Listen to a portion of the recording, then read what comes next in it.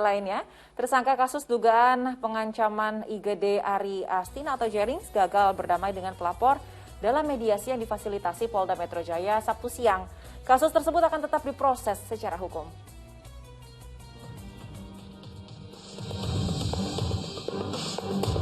Pelapor Adam Denny datang ke gedung Ditreskrimum Polda Metro Jaya untuk memenuhi panggilan mediasi Sabtu siang. Tak lama berselang, terlapor yang juga musisi IGD Ari Astina atau Jerings juga tiba bersama sang istri dan kuasa hukumnya. Namun setelah 2 jam bermediasi, kedua belah pihak gagal berdamai. Adam menjelaskan jika perdamaian akan sulit tercapai karena pihaknya sudah terlebih dahulu mengajak Jering bermediasi sebelum melaporkan kasus ini ke polisi. Tapi, pegiat media sosial tersebut mengaku akan tetap datang jika ada upaya mediasi berikutnya. Tadi sudah terjadi proses saling memaafkan, saya sudah meminta maaf, saudara Ade juga sudah menerima maaf saya dengan tulus. Saya minta tolong, saya mohon terutama kepada para netizen, sudahilah memanas-manasi situasi, karena permasalahan seperti ini menang jadi arang, kalah jadi betul. Jadi tidak ada yang untung dengan permasalahan ini. Sudah membuka mediasi sebelum melaporkan, jadi ketika ada proses mediasi, kemungkinannya sangat kecil untuk kami menyelesaikan masalah ini secara hukum. Jadi biar pihak kepolisian saja yang memproses kasus ini.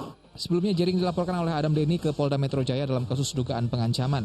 Meski begitu, penyidik tidak akan menahan tersangka dengan pertimbangan sudah memenuhi panggilan penyidik, tidak mengulangi perbuatan serta tak menghilangkan barang bukti. Muhammad Nur melaporkan dari Jakarta. Ya, ini semoga masalahnya bisa terselesaikan dengan cara terbaik ya. Pak Ustadz, yang ingin saya tanyakan nih, ini kan memang ada yang berseteru dan sebelum melangkah lebih jauh begitu melaporkan ke polisi, untuk dalam ajaran Islam, bagaimana cara terbaik kita dalam menyelesaikan suatu masalah?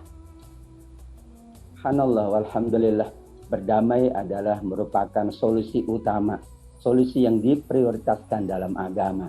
Sampai Nabi SAW menyebutkan, al-islahu bainal isnaini bainal khasmaini, berdamai atau mendamaikan antara kedua belah pihak yang berselisih, yang berseteru, itu adalah amat sangat dicintai oleh Allah Subhanahu wa taala. Karena sesungguhnya insya Allah ada jalan keluar, insya Allah ada solusi.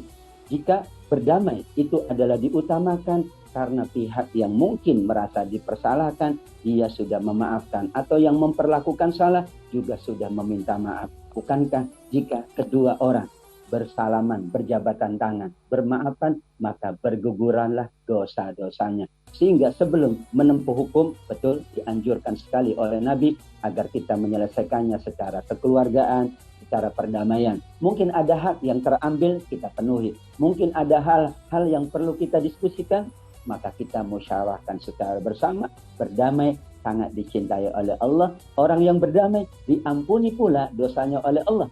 Bahkan kata Nabi, setiap hari Senin dan Kamis Allah bukakan pintu surga. Namun pintu surga itu tidak dibuka kepada 2 orang yang masih berselisih. Hatta yastoliha, sampai keduanya berbaikan, berdamai. Kalau keduanya berdamai, kembali lagi dibuka pintu-pintu maaf oleh Allah Subhanahu wa taala, pintu-pintu surga oleh Allah Subhanahu wa taala.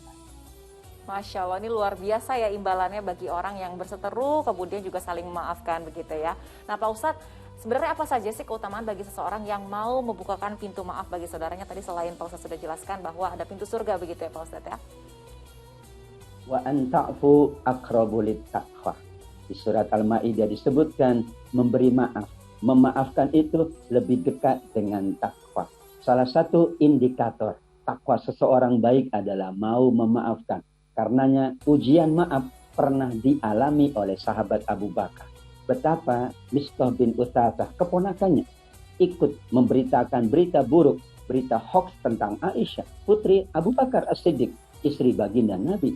Namun kemudian Allah Subhanahu wa taala menurunkan surat An-Nur, dan itu mengingatkan Abu Bakar, pilihanmu wahai Abu Bakar, memaafkan saudaramu yang telah bersalah. Kalau itu aku akan jadikan engkau yang paling bertakwa dan dimaafkan oleh Allah. Sampai turunlah ayat wasayujannabuhal atqa. Sungguh orang yang paling bertakwa, kata para ulama tafsir, adalah Abu Bakar. Maafnya yang sangat luar biasa. Ada kisah pula yang kita sangat masyhur, yaitu kisah tentang Nabi Yusuf. Betapa pemaafnya beliau memaafkan saudara-saudaranya yang dahulu ingin mencelakakannya. Sehingga permaafan adalah ciri orang yang bertakwa. Memaafkan di dunia berarti Allah akan maafkan di akhirat. Memaafkan pula menjadi pintu seseorang akan diberikan lagi keberkahan-keberkahan duniawinya. Berguguran dosa-dosanya. Dan yang paling inti, memaafkan ini adalah untuk memperbaiki diri. Bisa jadi kita suatu saat juga bersalah. Kalau kita mau memaafkan, maka kita akan mampu membersihkan diri kita menjadi lebih baik. Padahal kita berharap semua yang terjadi ini adalah untuk kebaikan bersama, menjadikan kita, sahabat kita, saudara kita, insya Allah jauh lebih baik di masa-masa yang akan datang. Amin ya rabbal alamin. Nah Pak Ustadz, yang ingin saya tanyakan, memang ini kan perseteruannya mereka di media sosial begitu ya. Media sosial ini banyak memberikan manfaat, tapi juga kalau misalnya tidak digunakan dengan baik justru ya menimbulkan kericuhan seperti ini. Sebenarnya dalam Islam untuk adab menggunakan media sosial itu seperti apa sih Pak Ustadz? Dalam agama, sesuatu yang mulia itu pasti ada tuntunannya. Bahkan sesuatu yang umum ada etikanya, ada adabnya, ada tata keramanya. Karena ini ruang publik, dipastikan agar tidak ada perilaku yang menyakiti pihak lain atau membuat perseteruan. Untuk itu yang pertama, Nabi mengingatkan, yang terbaik itu hanya menyampaikan yang baik-baik saja, hanya men-share yang baik-baik saja, atau tidak bermedia sosial. Ya bahasa hadisnya, lebih baik diam atau berkata yang baik.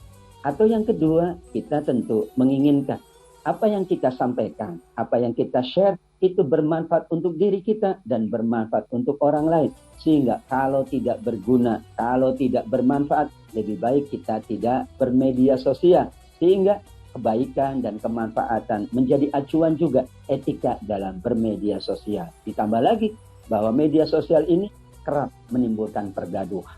Karenanya disebut dalam Al-Quran hadithul ifki yang melibatkan Aisyah tadi. Sehingga diwanti-wanti oleh Allah. Jika ingin kita menyampaikan apapun di media sosial, bahasanya adalah bahasa nasihat, bahasanya bahasa kebaikan. Yang disampaikan betul-betul adalah sebuah hal yang terjadi, bukan hoax, bukan bohong, apalagi berunsur fitnah.